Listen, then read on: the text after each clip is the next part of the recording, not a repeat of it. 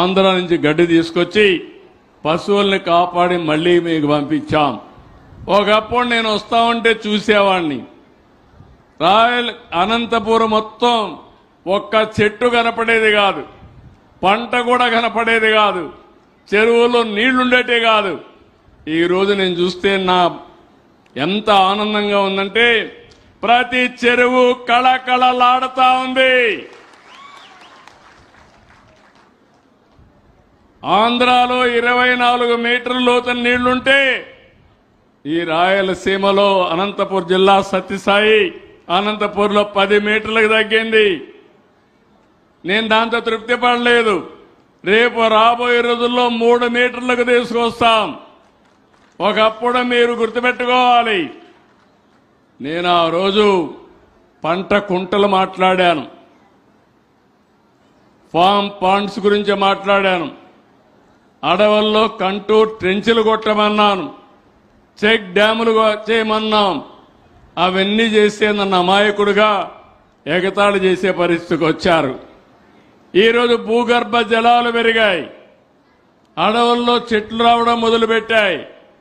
ఈరోజు నేను ఎన్నోసార్లు చెప్పాను, రాయలసీమ రాళ్లసీమ కాదు, కానివ్వం, రాయలసీమని రత్నాల సీమ చేస్తానని ఆ రోజే చెప్పాను.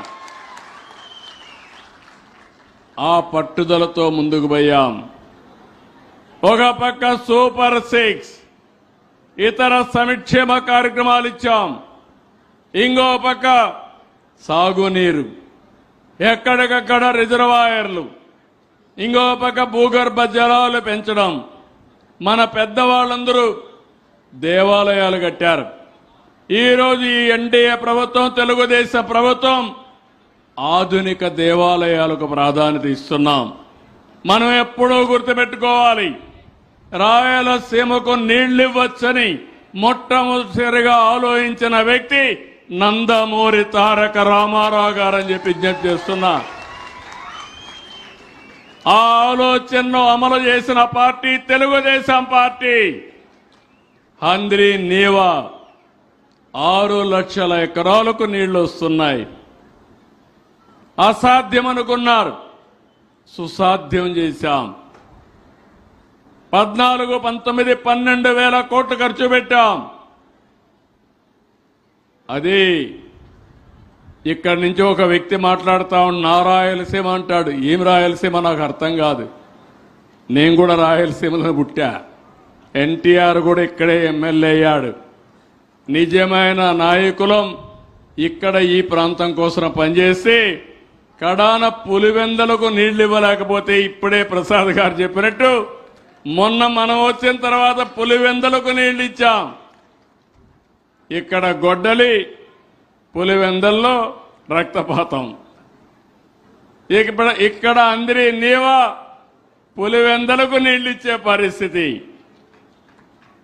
అప్పుడే మా తమ్ముళ్ళు యురేనియా ఉరేసుకొని, ఎక్కడ ఇది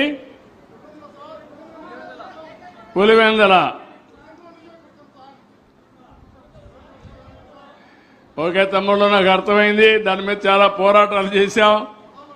ఆ రోజు స్వాగతం పలికి దాన్ని తీసుకొచ్చి పెట్టించిన వ్యక్తులను అడగాలి మీరంతా పులివెందల్లో. ఓకే, నేను మాట్లాడతాను తమ్ముడు, తప్పకుండా నేను మాట్లాడుతా. ఏం చేయాలి చేద్దాం. కూర్చోండి. ఇప్పుడు యురేనియం ప్లాంట్ ఉంది. నేను మీకు తీసుకొచ్చింది గూగుల్ ప్లాంట్ తీసుకొచ్చా, ఇంకో కియా మోటార్లు తీసుకొచ్చా. వీళ్ళు తీసుకొచ్చింది యురేనియం ప్లాంట్ తీసుకొచ్చి ఆ ప్రాంతంలో అలజడి సృష్టిస్తూ వాళ్ళ జీవితాలతో ఆడుకునే పరిస్థితికి వచ్చారు. ఇది వాళ్ళు చేసిన పని అని చెప్పి నేను మీకు తెలియజేస్తున్నా. ఇలాంటివన్నీ మనం చూసినప్పుడు చాలా బాధేస్తుంది.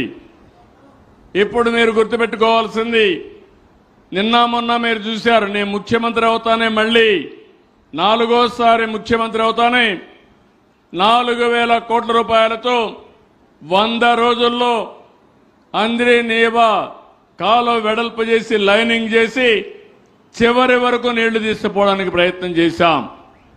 అనంతపురం జిల్లా ఒకటే హామీ ఇస్తున్నా, ప్రతి ఎకరాకు నీళ్లు ఇస్తాం, ప్రతి ఒక్క చెరువు నింపుతాం. మీ జీవితాల్లో వెలుగు తీసుకొచ్చే బాధ్యత ఈ ప్రభుత్వాన్ని. ఎన్ని సాధ్యమవుతున్నాయంటే ఒక పక్క సుపరిపాలన, ఇంకో పక్క సంక్షేమ కార్యక్రమాలు ఫుల్గా ముందుకు తీసుకుపోవడం, ఇంకో పక్క మీరు చూస్తే అభివృద్ధి పైన ధ్యాస పెట్టడం, మనకుండే నమ్మకంతో ప్రపంచంలో వ్యక్తులు కూడా ఇక్కడికి వచ్చే పరిస్థితికి వచ్చారు. ఈరోజు మీరు చూస్తే గూగుల్ వచ్చింది. నేను చెప్పాను ఇప్పటికీ 15 బిలియన్లు అంటే 1,40,000 కోట్లు. ఇలాంటి పెద్ద పెద్ద కంపెనీలు వస్తున్నాయి. ఇంకో పక్క రాయలసీమలో కూడా పెద్ద ఎత్తున మీరు చూస్తే చాలా కంపెనీలు వచ్చే పరిస్థితికి వస్తున్నాయి. కొప్పర్తి, ఓర్వకల్లు ఇండస్ట్రియల్ పార్కులు వస్తున్నాయి. నాకు ఏమాత్రం అనుమానం లేదు, సత్యసాయి జిల్లా రాబోయే రోజుల్లో అభివృద్ధిలో అగ్రస్థానంలో ఉంటుంది. దాంట్లో అనుమానమే లేదు. దానికి కారణం బెంగళూరు ఎయిర్పోర్టు మనకు ఒక వరం. మన రోడ్డు అయితే బ్రహ్మాండంగా ఒక అర్ధ గంటలో 45 నిమిషాల్లో హిందూపూర్ కాన్స్టిట్యున్సీకి వచ్చేస్తారు, మీ పార్లమెంటుకు వస్తారు, సత్యసాయి జిల్లాకు వస్తుంది. లేపాక్షి ఒక ఫార్స్గా చేసి గందరగోళం చేశారు. ఇప్పుడు మళ్ళీ అన్ని సమస్యలు పరిష్కారం చేసి హిందూపూర్ జిల్లా ఒక పారిశ్రామిక కేంద్రంగా తయారు చేసే బాధ్యత ఎన్డీఏ ప్రభుత్వం తీసుకుంటాం. ఎలక్ట్రానిక్స్ హబ్ కింద